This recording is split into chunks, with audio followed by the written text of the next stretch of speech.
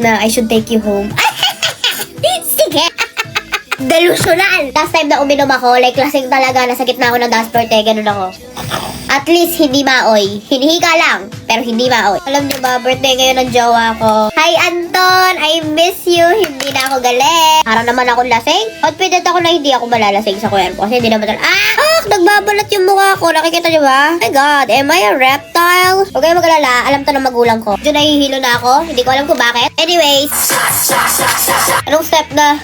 Mag-inuman na lang tayo, te. Mag-apply na akong blush. Yee! Natabihan natin yung blush para mukha talaga tayong laseng. Naniniwala ba kayo sa gayuma? Ako naniniwala ako kasi yung tatay ko dati ginayuma siya. Kinuha yung brief niya, tapos dinadasalan, tapos sabi ng nanay ko, windang siya bakla, sabi niya, my husband is not a mafia boss. Tapos yun, yung nanay ko, may ginawa siyang spirit na ganon para maklense yung utak ng fatherhood ko. Tapos ayun, alam niyo kung magjojowa kayo, yung walang putok. Kasi dati may friend ako, tapos umiiyak siya sa amin nung recess. Sabi ko, bakit mo ba yan iniiyakan? Eh yung putok niya nakakabulok ng ilong. Tapos narinig nung lalaki, sabi nung lalaki sa akin, susumbong niya daw ako sa jowa ko.